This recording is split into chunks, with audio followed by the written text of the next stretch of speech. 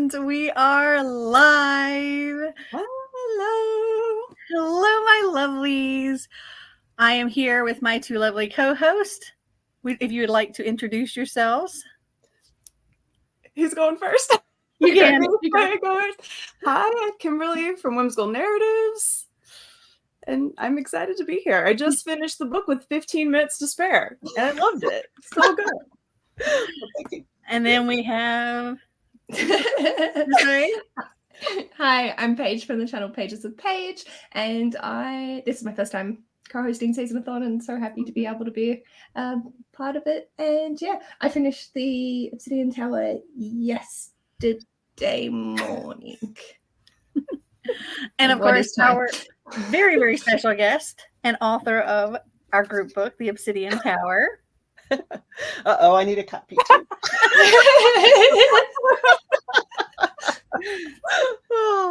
Miss Melissa Caruso. Hello, glad to see everybody. So my first question to you is our main character, Hixson. Mm-hmm. Where did that name come from? So there's actually a funny story about that, which is, I am also a LARPer and a tabletop gamer. And so I was working on the proposal for this book, and my agent really wanted me to turn it in. And I had the proposal, but I had an insert main character name here in the proposal for it. And I needed a name really fast. And I used one that used to be a character of mine as a placeholder, which was Hixson. So it wound up sticking and being in the book. And even though it was the name of a character who was nothing like her, she was a pirate, she was an elf. It was not just really no resemblance whatsoever in any way. And it took me a little while. I was like, oh no, and I'm stuck because they've like announced it on, they made the Publishers Weekly sale announcement with that name in it. I'm like, okay, I guess I'm doing this. And I had to get used to using this name that meant something very different for me. That's funny. I love that. I just kind of made it up. I like the sound of it. I always liked kind of taking pieces of other names and mixing them up. Like I like the sound of the name Alexander. And so I kind of like put something else at the beginning of it to get that same kind of like sound, but with, but fantasy. Kay says, hello, ladies. I hope you are all well. I can't stay, but I will watch the playback for all the discussion. I just wanted to pop in to show my support. Thank you.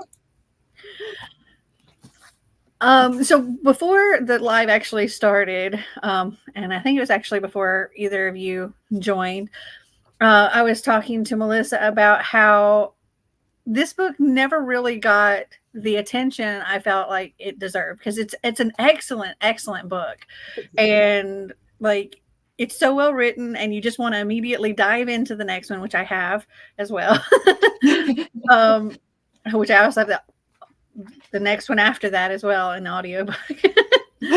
But yeah, it didn't really get the attention it deserved, and I was surprised, like when I did read it, that like I hadn't really heard anybody else talk about it other than myself. And you want to tell them why and what was going on at that time? It was it was one of those things where we were getting all ready to release, and it was we were all very excited about it. And then it released in June 2020, early June 2020, and we all know what happened in spring of 2020.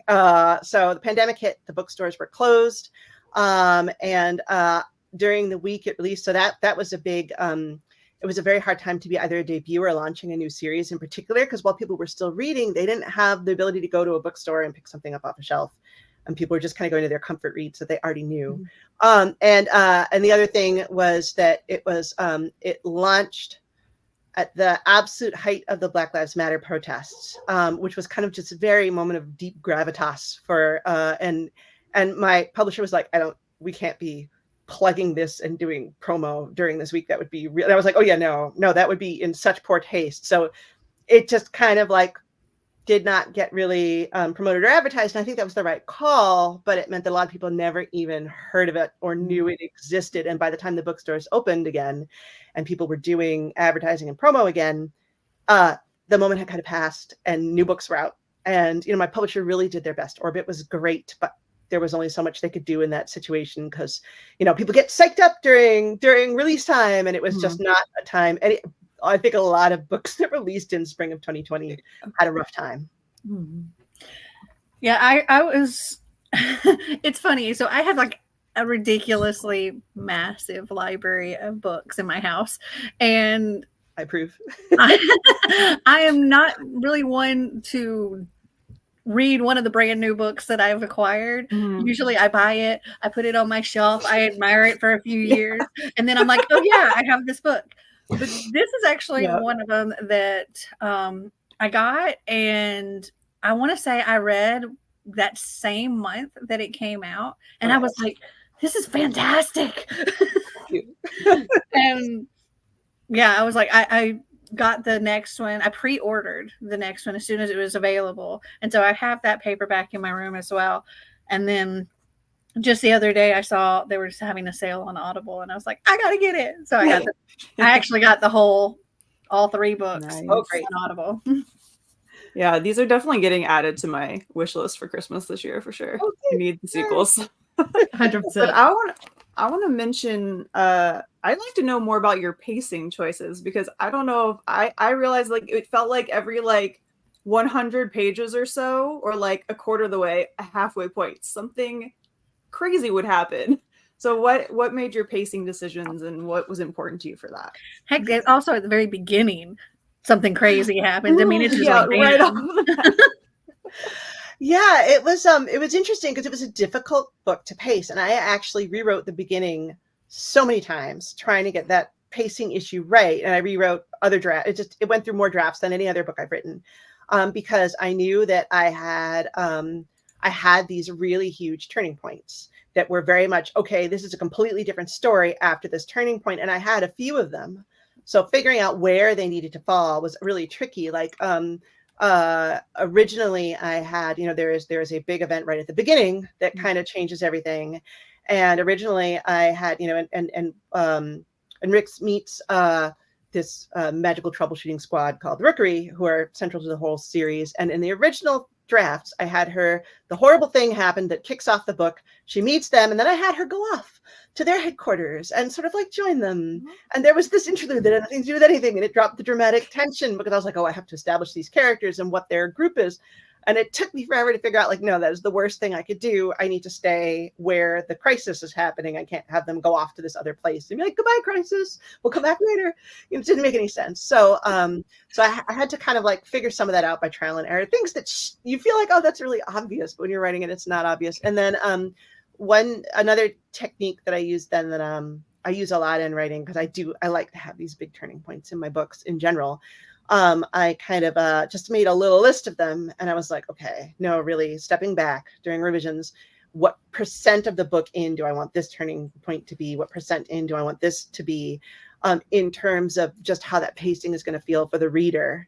And that made me realize that in my drafts, I had a lot of rambly stuff that was stretching these points out more than they needed to be. I don't like giving readers a chance to get bored and put the book down. I like stuff to keep happening. So, so there was a lot of like, okay, I'm going to take out, there were all these subplots that like showed up in drafts and then got cut. And it was just a whole process before I settled on the final form.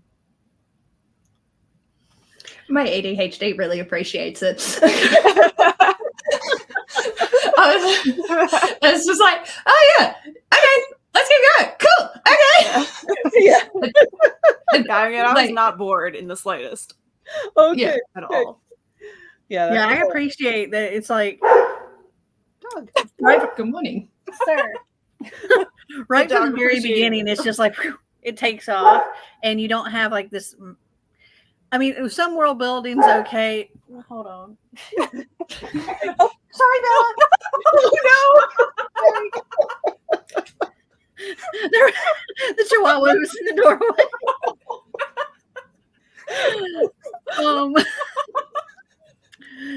Okay, some world building, is good and needed, but I think it's fun when you just like, you jump right in and you're like, whoa, what's going on?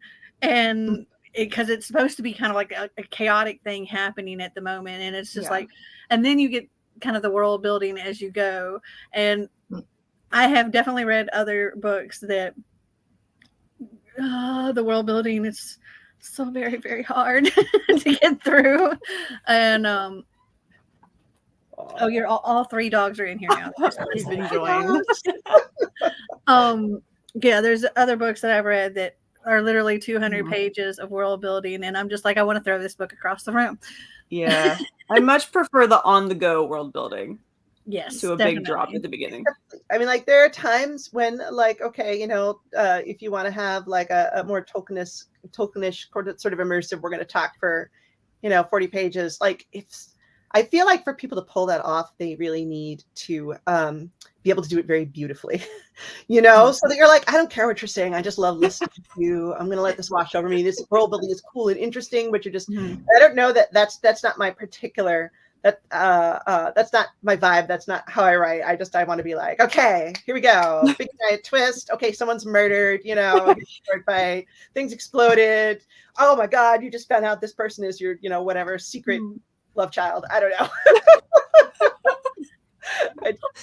That's more my style. I also I really like the very diverse cast, and it's like, okay, our main character, you know, is she's bi, am I correct? And then there's another character that I kind of gathered, I can't remember the name, is non-binary. Yep. I think it started with an A. I was really bad with the names. You know, and I read this character and I know this name, but as soon as you said I can't remember the name, my brain was like, oh, we're going to erase that name immediately. I'm like, oh, I wrote her. I wrote them. Yeah. Yeah. Not Ash. Not the other, oh, God, but also, you know, we had sapphic romance. We had Ardith. Is it Ardith? Ardith, yes, Ardith. Yes. Just like open the page to him. And I'm like, yeah, I picked up on the they and them, and so I was like, yeah, I thought it was really neat that it wasn't just like bam in your face. There, it's like this. It just is. It was just in the world. Yeah, it's organic. Yeah.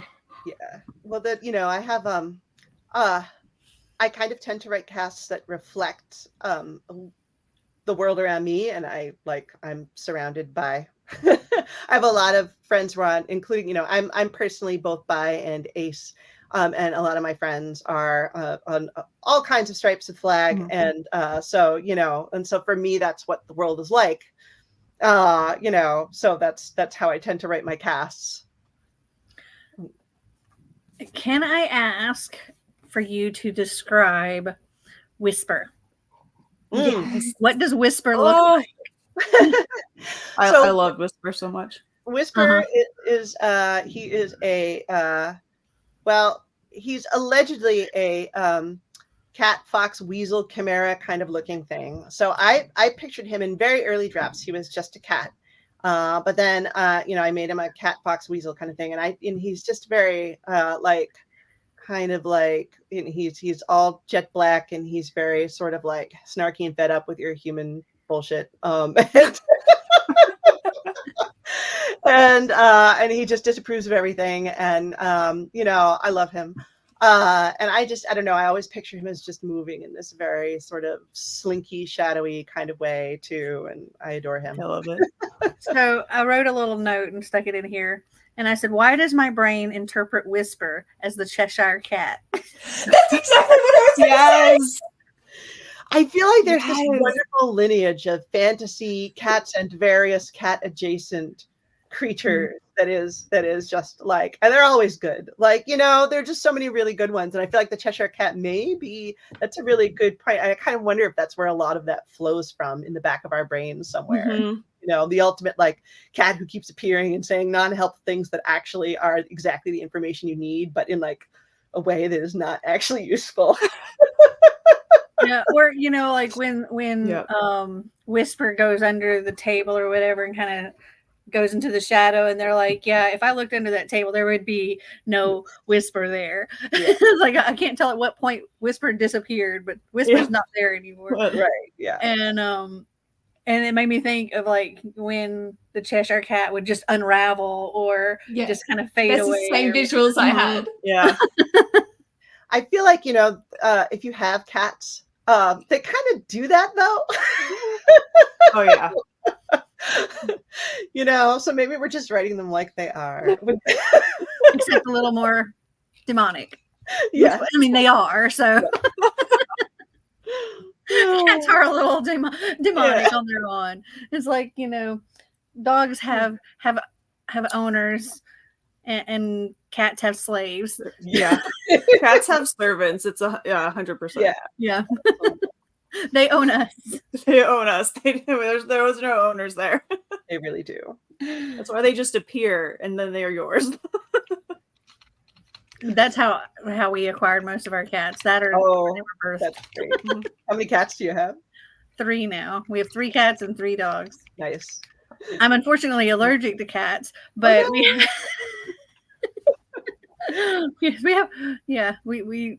had 4 until last year when one passed away. But yeah, we've had cats. I think as long as we've been married, we've had cats. Mm-hmm. And this whole time I've been allergic to cats, but I don't know why I keep having them.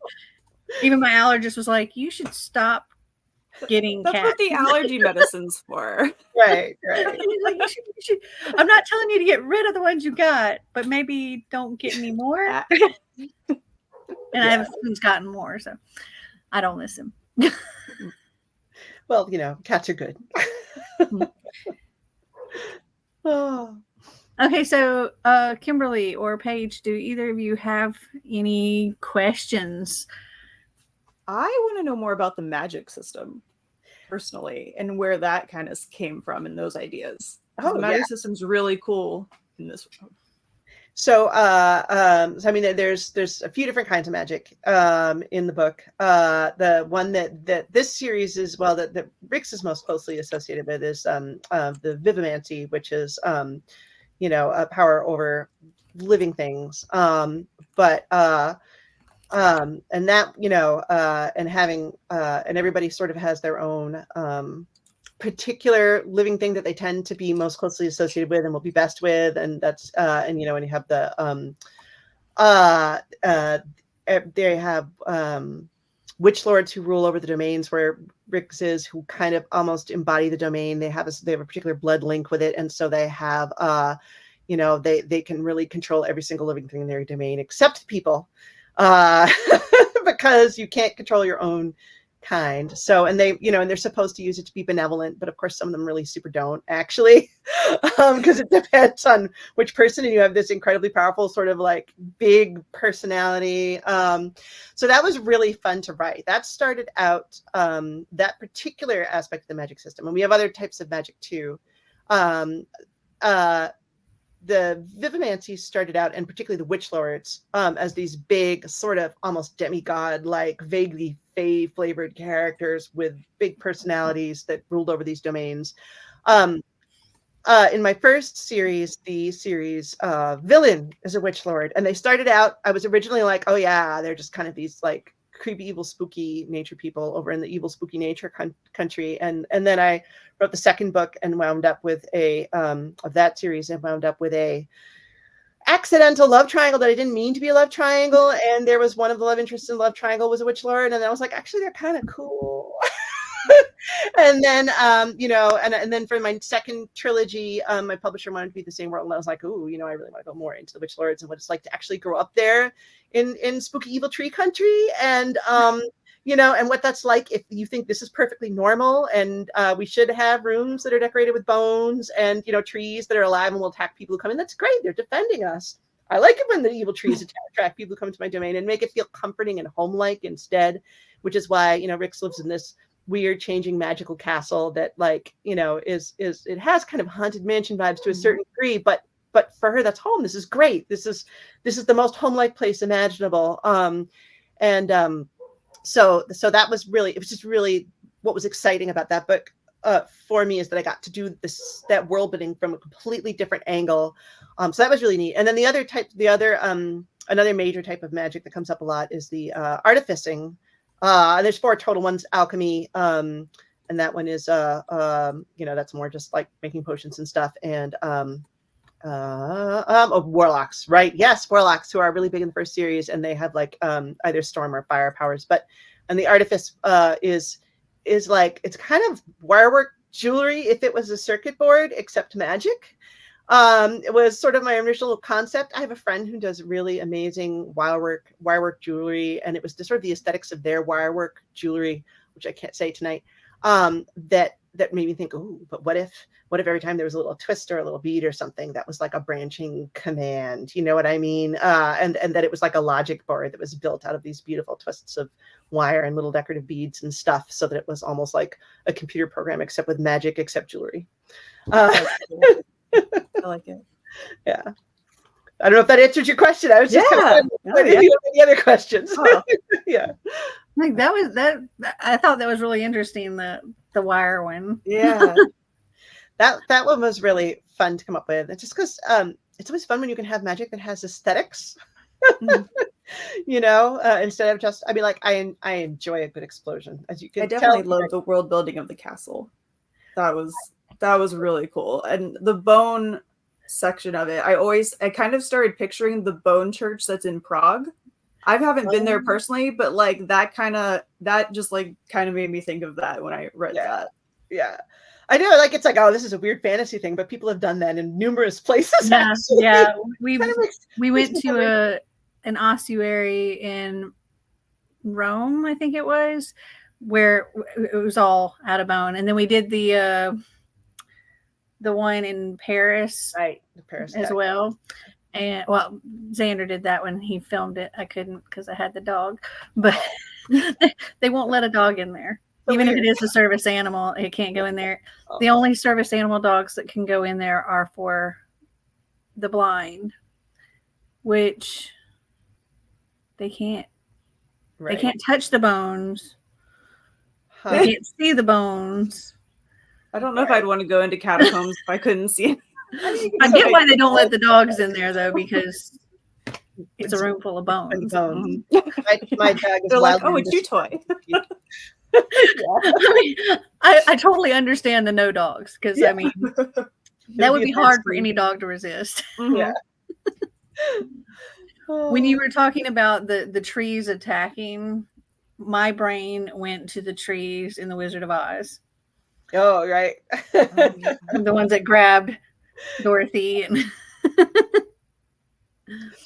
so the friend, or not friend, the really crappy friend.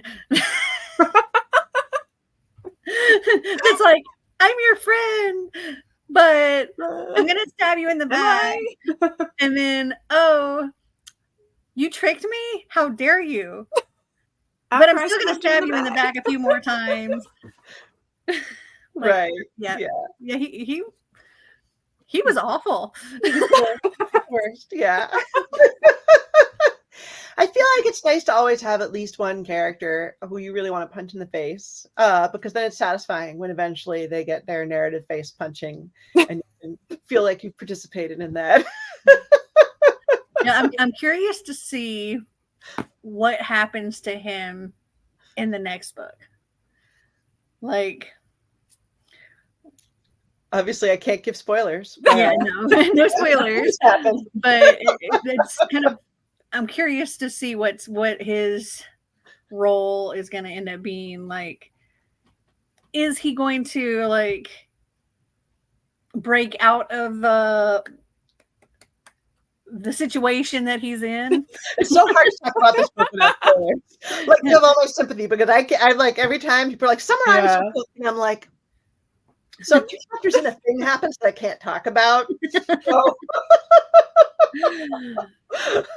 But yeah, I'm curious if he's gonna like get out of the situation that he's in and maybe like become a better person afterwards, or if he's just gonna fully embrace that situation and be more douchebaggery.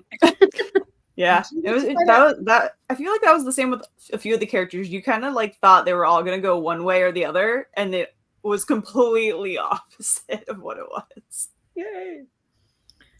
Yeah, with the one you're mentioning, Aurelio, I presume. Mhm. I don't want to spoil any of the subsequent books or this book, but suffice to say, he is really in a bad situation, and I feel like that the multi-layered badness of that situation does come crashing down on him in the second book, and he has the opportunity to make good choices or bad choices, and I won't tell you which ones he makes, but he makes choices.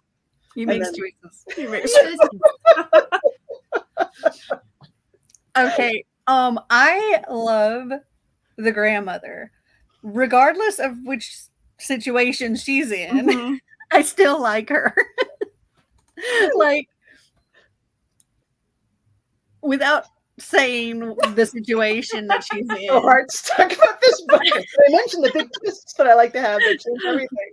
Yeah, without saying the situation she's in, that side is also like amusing side. Like you can see the nice grandmother side that she loves Rixander and she cares for her. She may not be like the softest, most gentle, granny that there is. She's never obviously been that, but she does care for Rixander and loves her. And you can see that. Good morning to You you. can see that even Hello. There's in a this dog. other situation. Why was I waiting for the chihuahua to be in the The chihuahua went running too, so I knew I was safe to close it. And it's all the way closed this time. But yeah, she, even with the situation she has, she's still got that side of her, though there's a nasty side too, but there's still that love in there that's keeping it from being too nasty. Yeah. And kind of funny. Like, she's got a twisted sense of humor, that one. She was very fun to write. I love all my books tend to have these a lot of strong, powerful, and I hate this phrase because I feel like it's been overused to the point where it doesn't mean anything, but strong, powerful women. I mean, like, no, I mean, as in like really, strong, like Maleficent, kind of strong, powerful woman. I mean, not necessarily that evil, but that I don't know. That's just one of my favorite archetypes, and I also I loved in the whole series writing that particular complicated relationship that started complicated and then it gets more complicated by the things that happen. But and that complexity of like, okay, here is somebody who just genuinely always loves her granddaughter, even though she's not always a nice person. But that love is genuine, and that's always, it's fun for me to write. I feel like we have a lot of times in fiction, and particularly in fantasy, I think you will get particularly with mothers, you'll get someone who's one or the other. They're either the softest, nicest, kindest mom in the world who makes cookies and takes good care of you and cares about your feelings and then probably dies, or you have the like hard, ruthless mom who is terrible and will run you Evil stepmother. Yeah. right, or and will just totally just use you for her objectives and then cast you aside or whatever. And I like where those two meet. I think that's more interesting, where we have a character who has a little of both, and it just makes for fun complexities. The part in the woods when Rixander is in the cart and grandmother shows up. And you think it's going to go one way, and then it very much doesn't. Grandma's like, on second thought, Never mind. That's okay. Yeah. Maybe later. Yeah. I feel like there was a lot of very like sorry, not sorry moments that were like brilliant in the book. So many from so many different characters. Yeah, I feel like sorry, not sorry is sort of the subtext of a lot of characters in the whole series now that you mention it, actually. You could substitute that for many of their lines of dialogue. So how long did it take you to write the first book here? Oh, so let me see that one. I'm trying to remember exactly. I think I think that for that one, I mean, the end to end, it was a little over a year for all the drafts. The For first, all the books, or just the first oh, one? for just the first one, like all the drafts of it was I think a little bit over a year from end to end. So starting from absolutely nothing, no words on the page, no outline, no nothing, through the various drafts. I always do. So my publisher wants a first draft and then a structural edit where you're just making big major, like, drop this character, combine these, cut this subplot kind of changes. And they don't dictate it like that. It's they it's more of a conversation. All the decisions are ultimately mine. And I'm usually deciding how to solve the problems, and they'll just be like, this part is slow. And I'm like, very well, here are all the things I will do to fix that. Yeah, and then there's a line edit that's more like just sort of, okay, now we're fixing paragraphs and sentences as opposed to major plot elements, and then copy edit. With this book, there was another edit pass in there because I didn't quite hit it on the structural edit. And I also had an editor change in the middle of it. It was very abrupt. I have had with Orbit, I am on my 4th US editor because I keep getting some of the most amazing editors in the business who then get fancier jobs elsewhere and leave to pursue their exciting careers, which they should do because, yay, I'm glad that they're all doing well, but I miss them. They've all been fantastic, and I've learned something wonderful from each of them, and I wish I could have all of them, but that's greedy. So, but yeah, it was in the middle of the book, in the middle of edits. My editor left, and I was actually on vacation with my parents in Paris, and we were talking about the edit pass, and she was like, oh, it's okay. I'm sure they're not going to cut off my email immediately. And they just, she was gone. Oh, wow. And then there was like this weird lull where I didn't have a new editor, and I didn't realize that the deadlines didn't change magically because I didn't have an editor. So that was interesting. And then I had a new editor come in. And my previous editor had been like, and my UK editor, who stayed the same, thank goodness, had been like, okay, no, this is almost there. And then my new editor came in, Anivia Evans, fantastic. They're both, before that I had Sarah Guan, also fantastic, but they have kind of different angles. So my new editor came in and was like, here's my feedback. And it just like, it was so good, but also devastating because it meant that it was not nearly as done as I thought it was. She would write things like, in the margins, she would just write, why? After something my characters did or said, and I would just be like, oh no, and I would have to lie down on the floor literally and stare at the ceiling about my life choices that had brought me to this point where she could destroy this entire plot line with one word that way. It was beautiful and brilliant. But yeah, no, so there was a lot of editing with this book in particular, but I'm really happy with where it wound up after all of that hard work. And it was so worth it to get it to the place where it was. Like, those earlier drafts were not as good as the final product. So how long did it take you to do the whole series? Oh, the whole series. Well, I mean, they came out, 1 year, 2020, 2021, 2022, right? Because I didn't have a 2023 book. So they were all, right about a year end to end, which is tight for me. And during and they're not small. I mean, they're about like 150,000 words each, thereabouts. So yeah, no, that was a very tight schedule, and some of that time you're not working on it because your editor has it, and you're just kind of like watching the time go by, like, oh, it's due when it's due. I hope she gets it back to me soon. So yeah. So do you have like a writing process? Like, you write in bed, or you sit at a desk and write, or you have like set hours that you write, or you go somewhere to do your writing? So one of the things I like I would want most in the world, if I could make, like, I mean, it would be pretty far down the wish list because there's so many crazy wild wishes, but in terms of attainable things that I'm working towards that I hope to have someday, it's an actual, like, reliable workday schedule. But I have, so I'm a mom, and my kids are, they're about to turn 18 and 21, but, but my 18-year-old is still at home, and, like, so her schedule, like, she's not driving, so her schedule interrupts my day. I have a wonderful, lovely, very demanding and energetic terrier, who is, she's at pit staffy mix, and she has so much energy and has so many emotional needs that she requires me to satisfy when I'm trying to write, mostly involving squeaky toys and running around the backyard and stuff.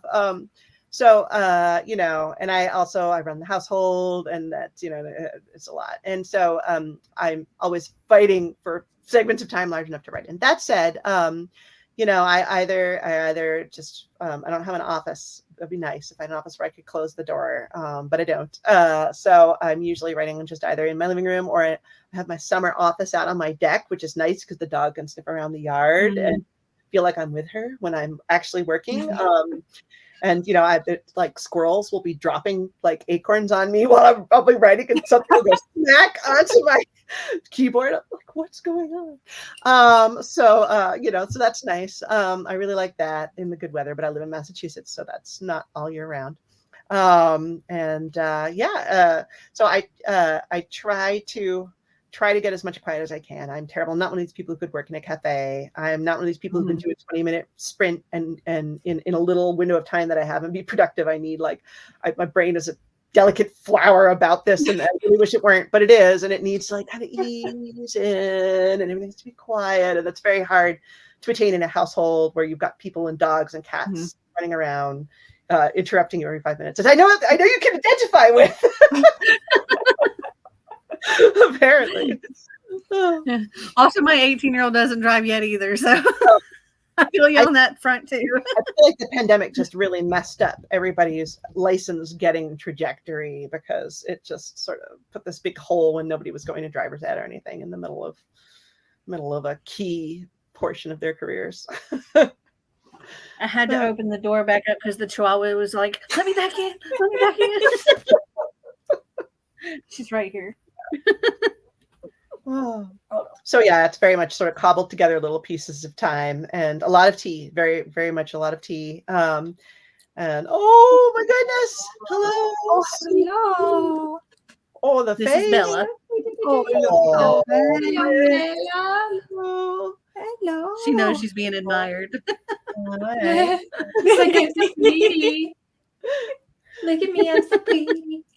My dog is not allowed to assist with my author video chats, because then it would just be, occasionally I've had to do them when nobody is available to sort of, manage for me.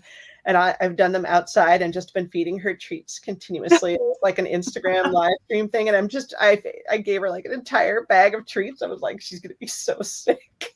But it's the only way to keep her from just jumping up and knocking things over, going, hi, I have a lot of energy. Oh. So you said you have a lot of tea. That was one of my questions, was your go-to writing beverage or writing snack. Do you have a preferred writing snack? I don't usually snack while I'm writing, because then I get stuff on my fingers, and the fingers get on the keyboard, and it's just I'm not neat enough to keep that as separate as it should be. But tea, I drink so much tea while I'm at all times, but particularly when I'm writing. I just keep it rolling, and between sometimes I'll have a little bit of chocolate, if I need it to survive. Oh, at deadlines. So there is a bakery near my house that supplies, it's actually, whatever. They supply the farm store that I buy my produce at near my house. And when I really have a bad deadline, they have this cinnamon babka.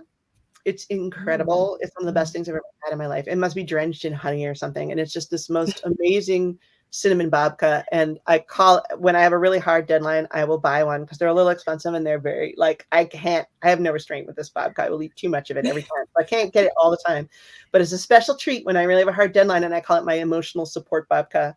And it's very important to me. We love that. I love it. Emotional support babka. Yeah. I'm gonna have to look up what that is. We all need an emotional support treat. It's like this sweet, it's like a bread thing with something good swirled in it. Cinnamon, it's going to be there's cinnamon swirled in it, and it's sort of it's drenched in, I think, honey, and it's soft and squishy, and it's it's just really good. So it's like bread but a dessert. Sounds delicious. So good. Sounds delicious. I'm now thinking of walking down to the bakery after this and going, getting a cinnamon scroll. I was like, I'll have to like make something. It's too late here. Oh. So normally we have people in the chat asking questions and stuff, but nobody seems to have any questions for us tonight. So Kimberly, Paige, do y'all have any other questions? So the Tethered Mages pitched, or I've seen it's more YA leaning. Yeah, according to Goodreads, like I'm like I don't know, like I trust Goodreads, but do I? But then the Obsidian Tower is classified as adult, but then also quite a few tags of young adult. Did you have like a set group of that you wanted to pitch it to? Was there like a target audience that you had in mind? Right, because I've tagged it on my spreadsheet as new adult. It's so Tethered Mage in my first series. The Tethered Mage specifically started in drafting as YA, and then when it sold to Orbit, they only do adult, and so they asked me to edit it, and I did. I made a lot of changes to make it more adult, and so now I think of it as adult. A lot of fantasy, will wind up with teen protagonists. Even if it's written for adults, the differences that I made there to try and make it is still like crossover with YA, definitely. Like, I went more into the politics I think that teenagers often, I think there's some aspects of politics they have patience for, but I don't know if the nitty gritty is something like that every teen is going to be as much into. So I went a little more into that, and I used more semicolons. And well, the big thing I did actually was change her arc, because in the early drafts of that series, my main character's arc was originally much more of a classic YA rebellious teen. You can't tell me what to do, Mom. I'm going to do my own thing. And, I like the guy I like, and I'm going to do the things that I like. And then when I made it at all, instead it changed dramatically, and instead became a accepting your responsibilities arc, which is more like, oh, maybe I shouldn't just do what I want because I have these big responsibilities, and maybe instead I have to make personal sacrifices and do the things that are going to be best for everybody, and not just for what I want to do. And it turned into that a more of an adult arc instead, even though it was the same characters and the same overall plot line, but her character arc really changed in revisions there. But it's still that series is published as YA in France. I like maybe French teens have more patience for politics and semicolons. I don't know, with the Obsidian Tower, I wrote that one more as adult, in that she's older, a little bit older. She's still she's like 20 or something. I forget exactly because it's been a little while since I wrote it, but around 20. And she has responsibilities already that she's that she takes very seriously and has been doing for a while. So maybe she's a little early 20s. I can't remember her exact age. I don't know if I ever say her exact age. I have it. I don't recall it saying her exact age. I don't think I did, but I know her. She has a specific age, but I don't remember. It was early 20s, and I don't remember exactly what it was like. 22, 23. I don't remember. But it's still, I feel like it's still a little bit crossovery in that. So I think one of the things, because obviously a lot of adults read YA fantasy, and I feel like one of the things that sets YA apart from adult with younger protagonists is the themes. And I think in YA that can get in fantasy that can get a little blurry, because a lot of the classic fantasy themes are also classic YA themes, like coming into your coming of age story. With a lot of fantasy, you're coming into your cool powers that you have or something, and identity. Well, fantasy is full of all kinds of identity stories, like, oh wow, I found out that I'm actually an elf, or I have magical powers, or I'm the lost heir to the throne. There's all kinds of identity things going on in fantasy a lot too. And so there's a lot of crossover in those themes. And I think that's part of why you see a lot of fantasy with young protagonists. My new book actually has an older protagonist and is more adult. But I was still kind of in a little bit of that space. So yeah, no, I do feel I think you're right that like Obsidian Tower, in terms of thematically is a little bit new adult, and that she has a job and responsibilities, but also she's kind of moving to a new space, and like her life is changing, and she's figuring out what she wants and who she is, but she's not a teenager. And you know, the new adult genre category, it's not really a thing. It's more just like, you know, people pitch it obviously, and particularly in romance, it's more identified. But for me, it's sort of just like, yeah, I've got a reading spreadsheet. This is the thing. That's what I feel like it aligns with. So No, I think it could be. I feel like new adult is definitely a thing, just because there is that gap where there's like, okay, the going off to college age and things like that, where they're new to being an adult, but they're still kind of in that kid mindset. It's definitely more in the publishing. Like if you go into a bookstore, there's the teenager section, the kids section, and then the rest of it. Right. I don't find that in Australia at least, we don't have a separated like. No. Yeah. And I think that's why it's never. I shouldn't say it's never. I feel like the chances of it becoming a publishing official category are lower, just because the bookstores are like, look, we only want so many sections ourselves. We want to keep subdividing this, and that's fair. But I do feel like thematically, you know, it's definitely.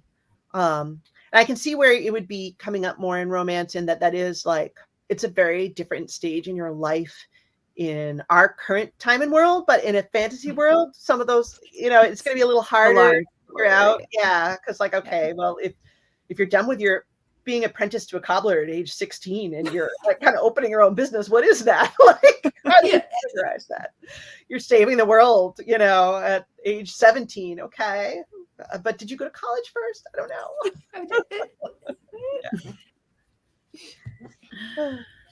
So why don't you tell us a little bit about your upcoming book you have coming out in November, correct?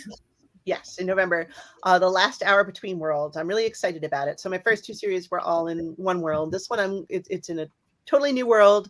It is about our main character is a single mom of a newborn who is also a professional badass on maternity leave, who has her first night out without the baby, and it turns into a murder time loop where the whole party is kind of sinking through different dimensions of reality that keep getting weirder and nastier and she just wanted to have a good night out, and now she has to save her city and people keep dying and she's just really annoyed. And to make matters worse, she has to work with her cat burglar nemesis, who she also maybe has thing for, but they have some history, and it's just terrible.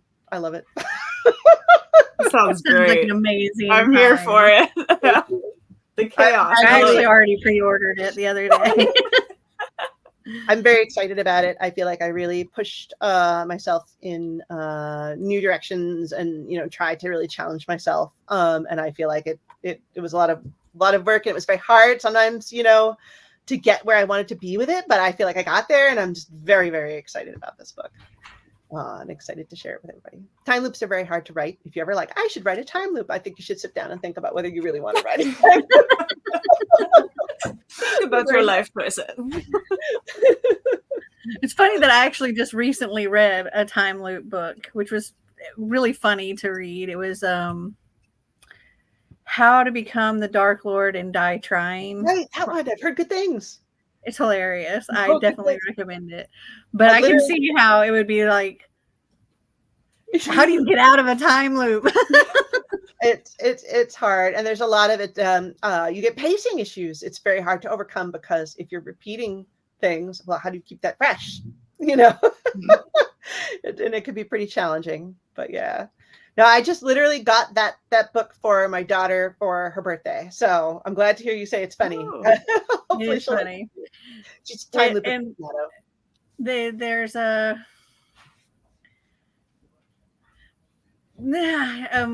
so there. It's not really steamy scenes. It's more of like fade to black, like YA would do, but not, because she's like, let me pause here while I go get my rocks off, kind of thing. And we'll just pick back up later. She's like, we're gonna just asterisk, and I'll be right back. Oh, that's hilarious. So Yeah, that's I know kind of That's how. glorious. My daddy Though won't she be does there, talk yeah. about, when there's this fox wilder that she does things with, because they're like these human animal hybrid type things, and she talks about what he does when he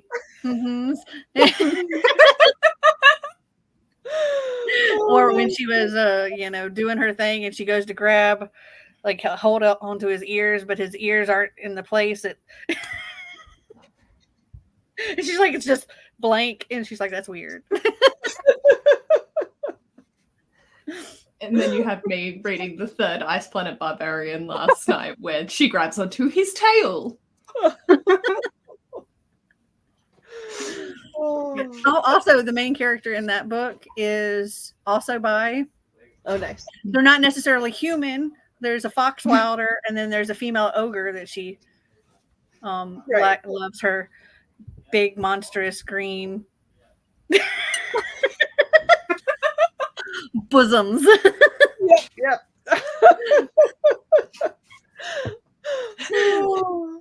It's great. Sounds like a lot of fun. It is. But yeah, it was great. I could see how writing a time loop could be tricky with, like you said, not repeating the same things over and over again. That was my son. Passing through.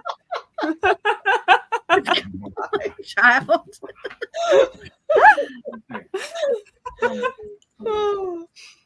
Okay, bye. Oh. Talk amongst yourselves. Have you guys read anything good lately? Well, I mean, besides this is for the last, since Tuesday. But I actually did want to come back because I thought of an interesting question. Oh, cool. I want to know, and this will be like bringing in kind of your tabletop gaming background, the Rookery. If they were playing a tabletop game, what class would they be? What would they choose? And what alliance? Yeah. Oh, each member of the Rookery. Well, obviously, Ash would be some kind of fighter, depending on what system you're using. No question there. She's made of swords and stabbiness. Yeah. And let's see. We have Bastion is alchemist. I'm trying to think what the nearest thing would be to that. I mean, he makes potions mostly and stuff. So I don't know what the if there's a good equivalent, some kind of puttering with stuff like, wizardy making like potions class. Yeah. And I think that Foxglove would be a rogue. And Kessa would actually probably also be she would be like, she's a Vivimancer, but she also does sneaky kind of stuff, but social sneaky stuff. So if they have a good, depending on the tabletop game, if they have a good like rogue class that's social rogue stuff, then she might be that. With or else she would be like some kind of druid kind of thing. Nice. Yeah. Good question. That's a good one. Yeah, they do. They do have kind of a little bit of a gaming party kind of kind of vibe to them. Partially on purpose. I love those kind of dynamics where you've got your kind of found family group. Everybody is good at a different thing, and they all support each other. Except when they're fighting. But even then, kind of, and I love that kind of group dynamic. I really loved trying to make them act like that in a way, like in that there's moments where they're kind of like, okay, well, we shouldn't touch this thing, but we know we're going to have to touch this thing, right? No, we have to. Okay. Like that kind of like, oh, this is dumb. We're going to do it anyway, because we kind of know we have to. So whatever, let's just do it. And having the kind of ingenuity that tabletop gaming groups do. Like, I feel like your typical fantasy protagonist will not think of anywhere near as many wacky, wild ideas for how to use the resources they have as any group of tabletop gamers will. So I try to embrace that energy with them and have them come up with creative solutions for things, which is a lot of fun. Yeah. Yeah, I played D&D for the very first time back during the pandemic when I was down in Florida with friends, and I decided that booping a giant's nose was a good idea. As I was held in its grasp. Oh wow. Didn't I go. mean, I feel like you get a lot of spells for that. I feel like you get lots of It spells. didn't go well. My partner really wants to get back into D&D. I mean, but I I'm could just see like, that as "Oh." being an option, you know. Do it. Why not? What's the worst that's going to happen? You just boop it on the snoot. Yeah, What could go wrong? no, didn't like that. We were booping a lot of things on the snoot that game, though. Oh. I do That's also funny. have to appreciate this is one of the best found families I've read in a very long time. Thank you. Like, just their dynamics and it was just like, Gah! And my partner, whilst he's a male, his name is also Ash, and he's less stabby. But every time I heard it, I was like,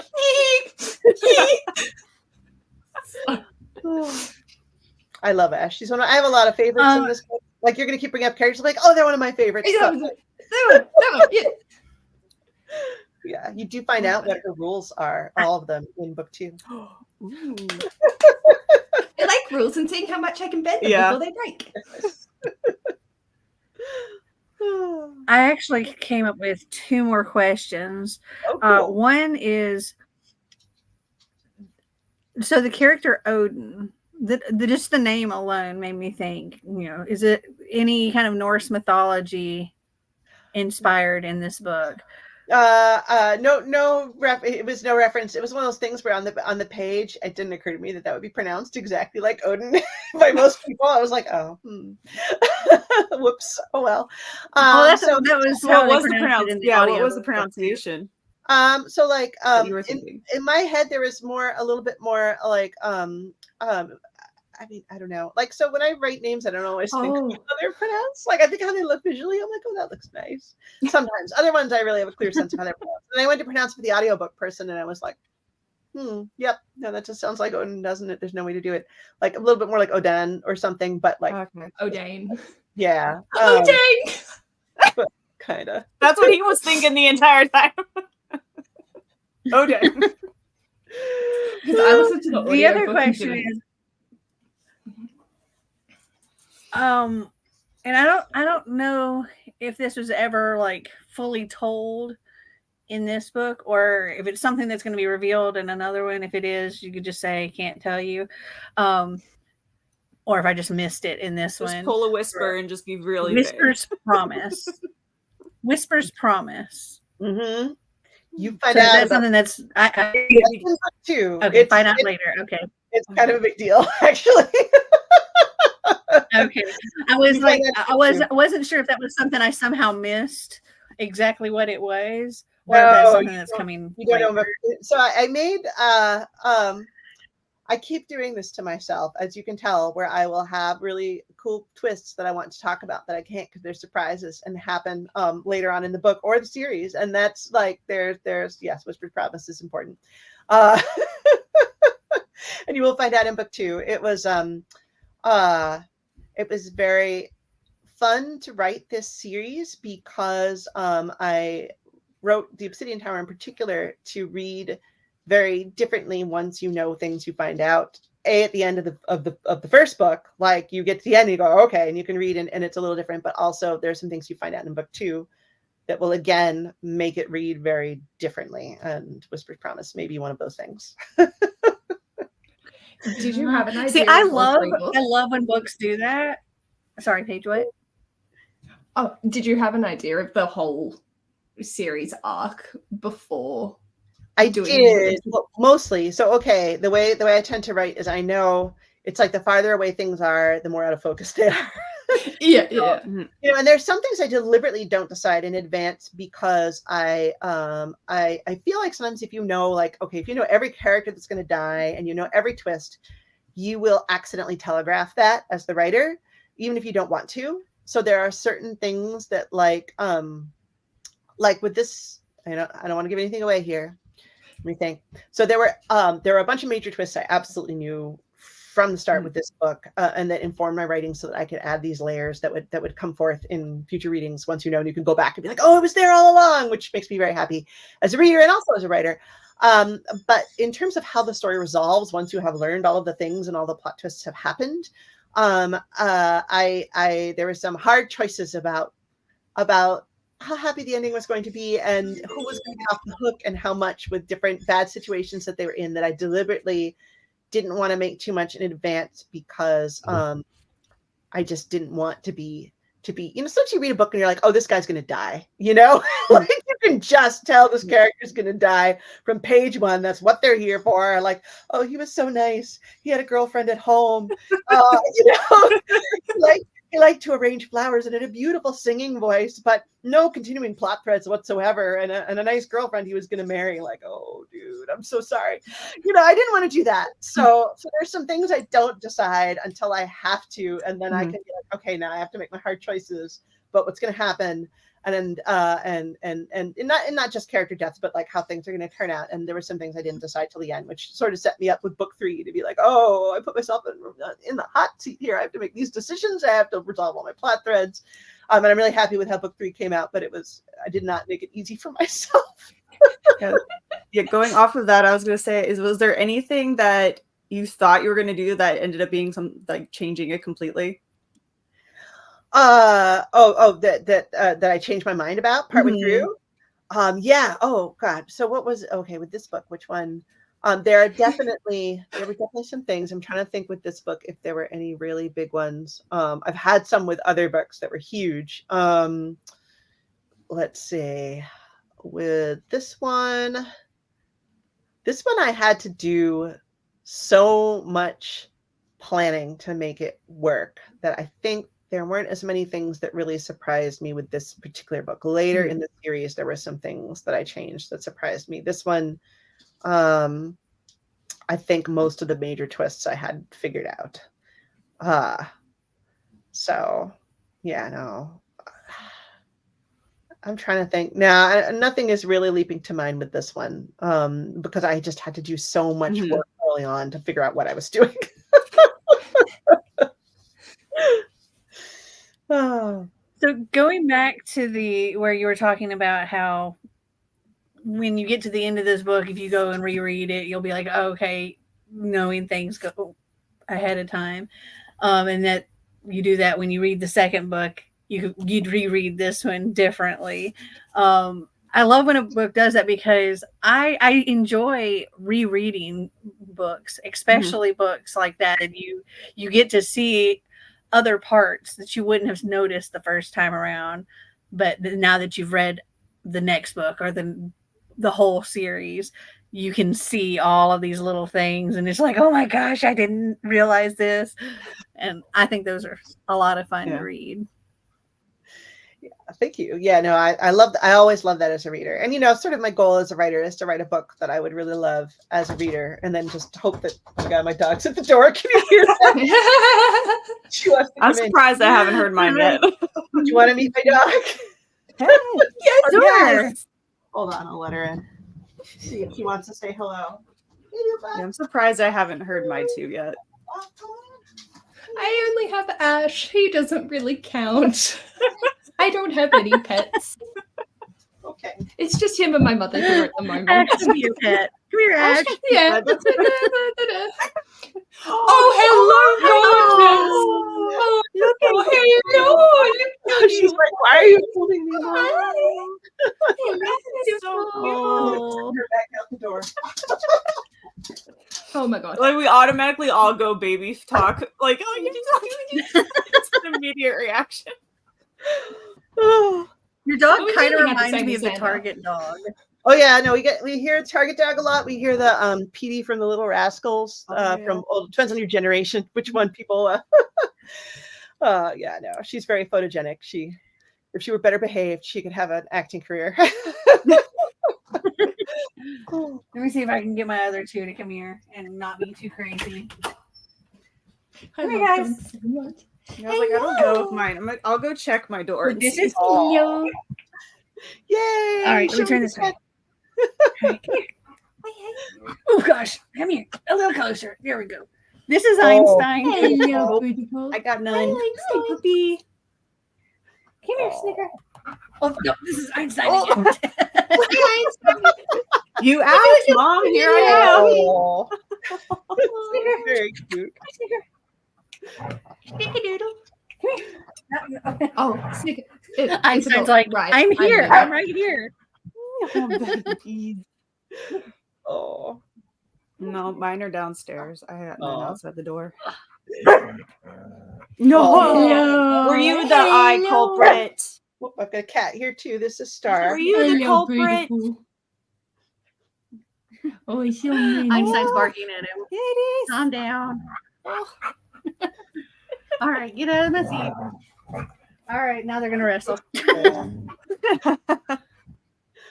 Oh. Kitty on your head. I'm not getting the cats.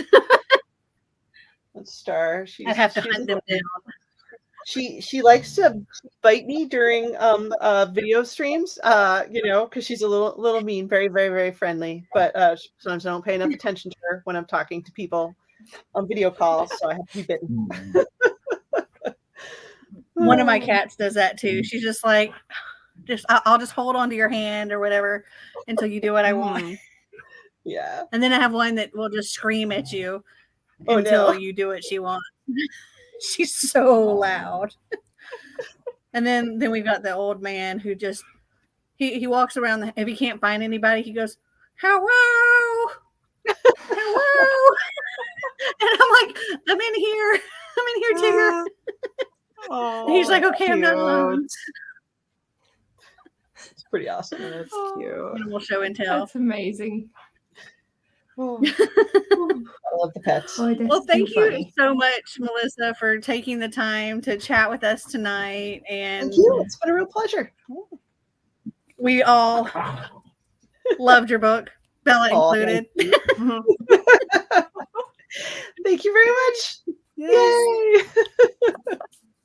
And everybody, make sure you go and check out, what was the name of it again?